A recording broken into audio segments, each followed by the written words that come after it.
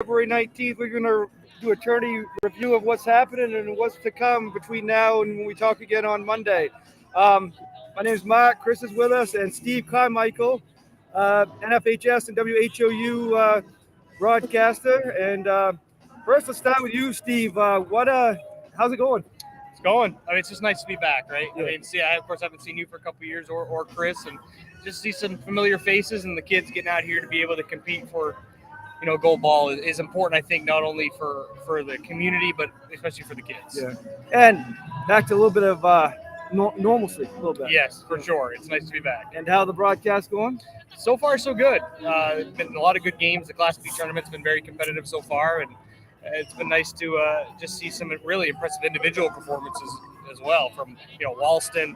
Yeah, Schoberg this morning put up 30 points, so it's just been nice to see. Yeah, and let's talk about the games yesterday real quick. We'll touch on them. Class B girls MDI with a 46-28 win. Chris, you covered that one.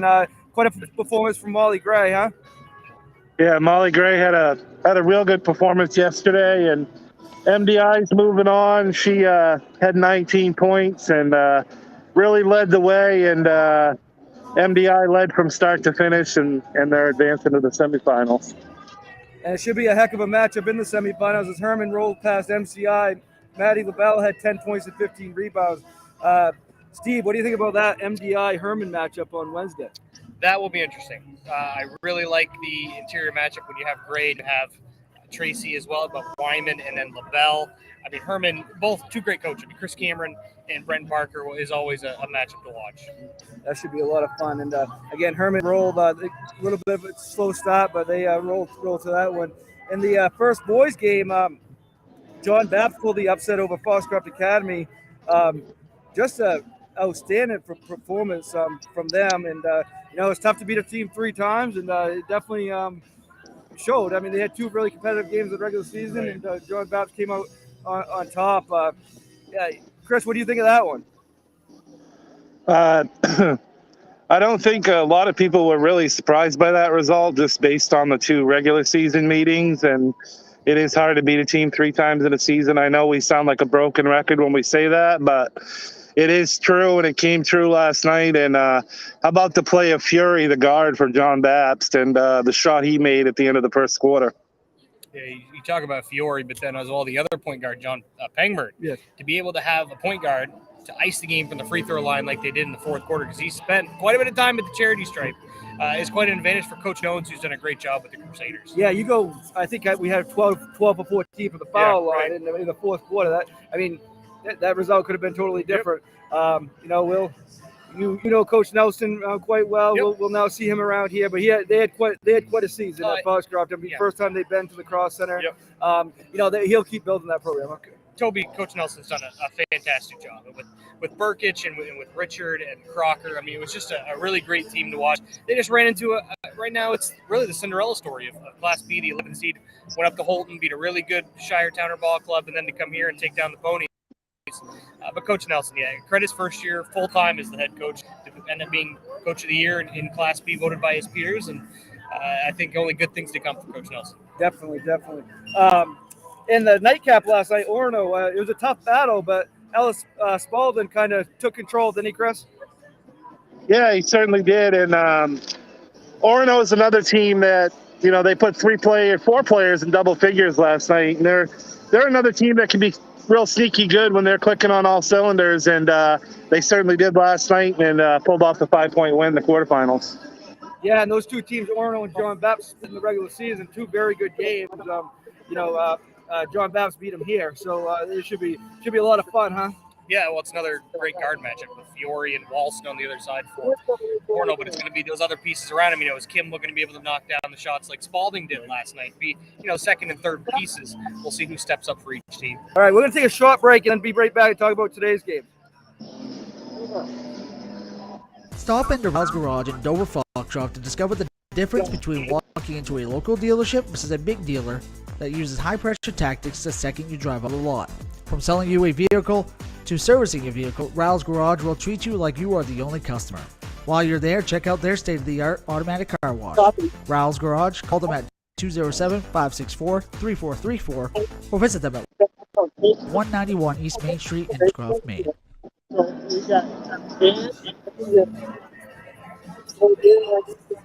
Back here at the Cross Insurance Center, getting ready for the afternoon session.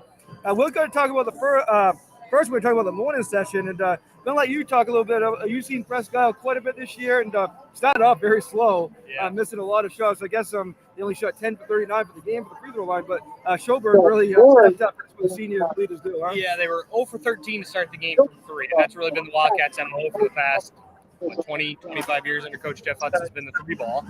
And Faith Schoberg knocking down 8 threes, having 30 points in really 3 quarters, right? I mean, she didn't score in the first quarter, and then 30 points the rest of the way. So for Schoberg, and John, I think, stepped up in the third quarter as well. She's had a great season. But, Rosalind Buck, I think she's she didn't get the headlines, right? But she came in. Cricket Thompson did a great job there in that first half, and Bradeen establishing it underneath. And then when Buck came off the bench, she was able to negate that a little bit. And that's when Schoberg took over offensively. So, for the Wildcats, an impressive win. They've, Coach Hudson, I'll say he's worth 10 to 15 points by himself. He's just such a phenomenal coach, the Hall of Famer, when he decides to call it quits. But they're going to have their hands full with Old Town there in the semis.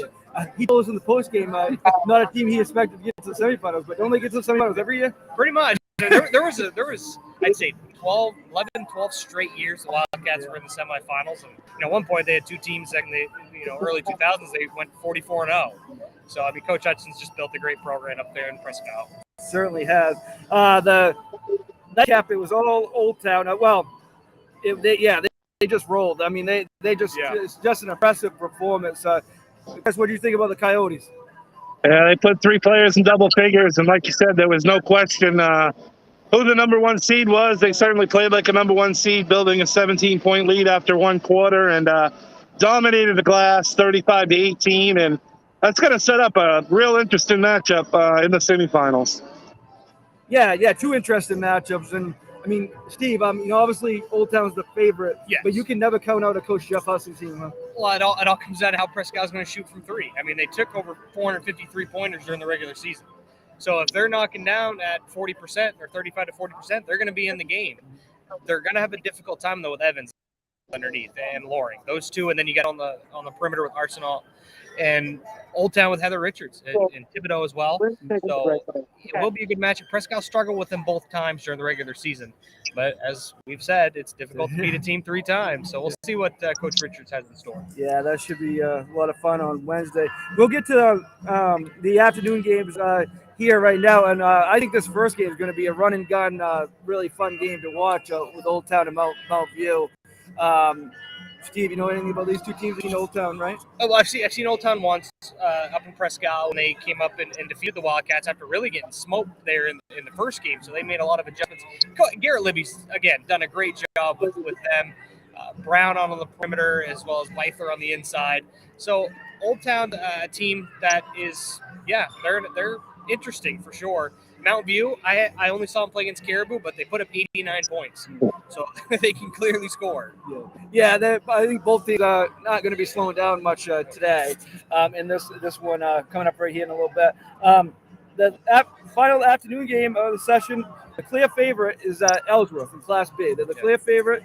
Talk about Presque Isle and maybe what they're playing, like Coach Cummins and the Presque Isle teams. Well, one thing for Presque Isle is they're very big. They're the only team them and Foxcroft, I think they're the only 2 teams that have been within 20 of Ellsworth. The first time they played, Ellsworth beat them by 14 up in the county. And the Wildcats have size. They start Noah Urema, who's 6'5", Jack Hallett, 6'4", Malachi Cummings is 6'2", McAtee 6'1", and then they bring Jack Buck off the bench, who's 6'4". So they have size.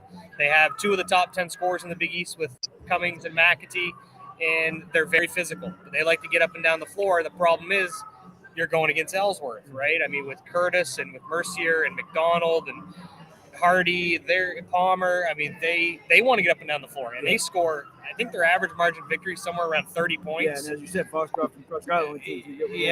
So they're going to score a lot. Mercier is such a smooth player. I've only got the chance to see him once in person, but I was so impressed. And then Hunter Curtis as well really does it all for the Eagles. And they've got terrific role players. Peter Austin has his guys playing great basketball. And that should be, as you mentioned, an up and down affair. Yeah, so I think 2 of those this afternoon. Yeah. Tonight we got Class D girls get underway. Machias and East Grand and Wisbon and Kentaden. I don't think any of us have really seen any of those teams much, but I think for Class D girls is an obvious favorite right now. Yeah. Southern Aroostook. So I mean, everybody's the underdog when going up against them. I do think Deer Isle, Stone, in the semifinal, we have to give them a game, but they're definitely the clear favorite in the entire state in Class D. Yeah, I mean, Southern Aroostook last year, they won the Aroostook Championship. When they beat Caribou and they beat Presque Isle and they played Olton. So, I mean, Maddie Russell, who's their junior guard, and the Shields sisters are really the driving forces under Coach Urquhart. And yeah, it's pretty much Southern Aroostook. I would be very surprised if they do not come away with the Northern Maine Championship. Yeah. Just one last thing we're going to do for all 3 of us. We'll start with you, Chris. What are you looking forward the most between now and Monday around this time when we talk again? Looking forward again to mention this the first time we talked. That looking forward to seeing the Ellsworth boys. I've only seen them probably once or twice on something streaming during the regular season, whether that be HOU or others. But definitely looking forward to seeing them in person for the first time. Yeah. What about you, Steve? Yeah, I've always been interested in watching the Ellsworth boys. I mean, there's a reason why they're 19-0, right? I mean, they are just so fun to watch. Mercier has to be, one of the most exciting players for me just as a broadcaster to do his games, just because how smooth, how quick, how intelligent he is. And then when you combine him with Curtis, just provides such a dynamic 1-2 punch. I don't think you're going to see a better 1-2 tandem at the Cross Insurance Center this tournament. I just don't think you're going to see it. It'll be a lot of fun. I'm looking forward to this next game. Old Town amount, because I think we're going to be in we could be in the 70s for each team. We've got that possibility, so looking forward to that. I want to thank you, Chris, and I want to thank Steve for joining me. I know you're busy. You got a lot of things to do, but thank you for taking the 10-15 minutes. You guys do a great job. I follow you guys even up from Aroostook County and all the scores and the updates. I know I talked to you quite a bit as far as getting scores and information and scouting reports, so thank you for what you guys do. It's very much appreciated by not just me in Aroostook County, but by all of us. Well, we appreciate that, and you do a great job too. And I've been watching quite a few games, and I appreciate it. Absolutely. Thank you.